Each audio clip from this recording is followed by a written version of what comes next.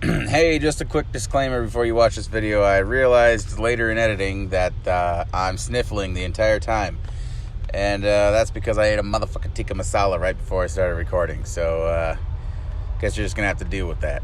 Because I'm spicy. Alright. Hello, folks. So, here we have a creature.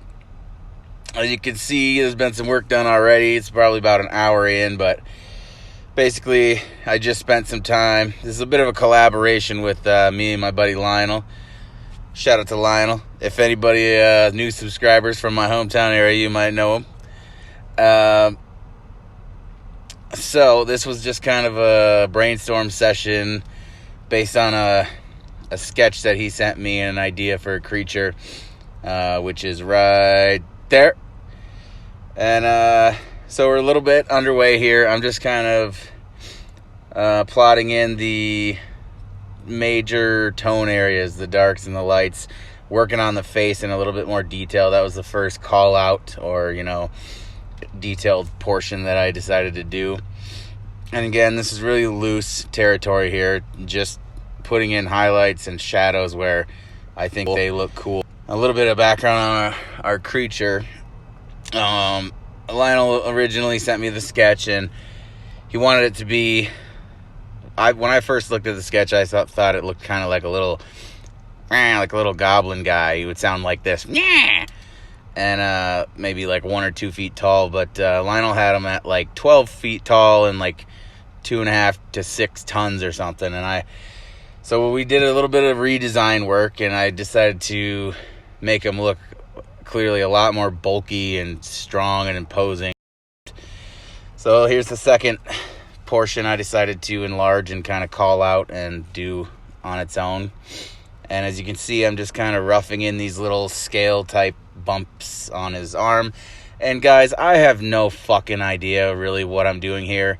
I'm just trying to mush together lines and colors and make it inconsistent enough to look sort of realistic and organic, while also, making it recognizable as some sort of a scaly texture. This being a construct, I'm kind of comfortable with the idea of some of the parts being sort of metallic or maybe like metal infused tissues, like maybe the bony parts have like some metal alloys infused in there. Magic, you can do whatever you want, right? So again, we're just kind of roughing things out. But as you can see, as you do this, you don't have to be precise. You don't really have to even know what you're doing with this sort of stuff.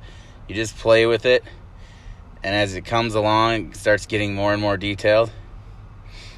And of course, you got to add the big veiny, triumphant cock vein in the neck. That every time I draw like a creature with a long neck, dragon, a monster, whatever, I always put that big cock vein in there, because you really just, you got to show them who's boss. If you got a neck that long, you got to show them who's really pumping the blood. You know what I'm saying?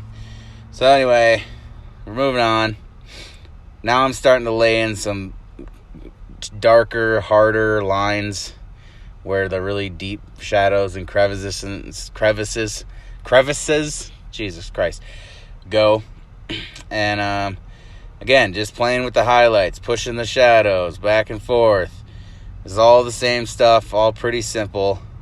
And it's all pre-color. Of course, after you get this initial stage done, you can lay over some base colors and then continue to tweak it until you think it looks good from there. Flip your character in the y-axis just to check perspective, see how he's looking. Okay, so continuing on, we're laying in some highlights for the armor. And again, as you can see as this goes along, none of it is very special, none of it really all that difficult, but as it comes together as a whole with all the different parts and all the detail, it starts to kind of look cooler and cooler. And again, you really don't have to be, this is the loose, fast, cool part of it, where you don't have to be extremely precise. You don't have to be terribly skilled, really. you just kind of start putting in the shadows and the highlights where you think they should go. And as you keep going through the drawing, it will sort of inform you itself, like as long as you have a light source, an idea where your light's coming from, you can kind of just keep pushing that. See, more darks on the shield just coming in, defining those little overlapping sections more and more.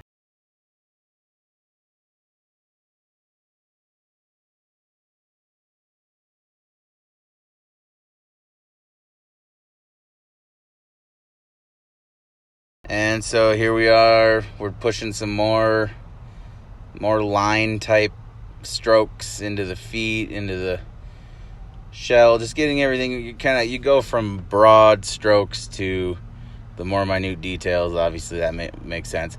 So here, all I did was I grabbed the left foot there, duplicated it, and flipped it horizontal, put it on the right foot, and just kind of fucked with it a little bit to make it look like it's at a little bit of a different angle. All the little tiny little tricks that'll help you just immensely, because I ain't trying to draw 2 feet. Ain't nobody got time to draw 2 fucked up ass feet.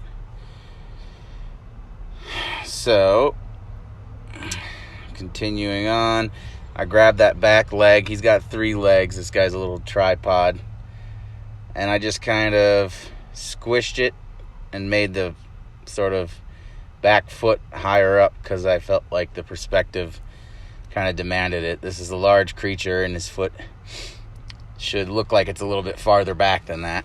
So, yep, just laying in more details. And like I said, this is just all bullshit. I'm just putting little speckles all over, just trying to get some more texture. Look, I'm just drawing lines on the frickin' shell willy-nilly, just to add anything to it to make it a little more visually interesting. Doesn't even have to make sense. Okay, so I just threw on the base color. Obviously that went really quick, but all I did was I created a clipping mask layer over the original layer. And what that does is it enables the new layer to conform to the original layer, so any stroke you make will not go outside the lines of the original layer.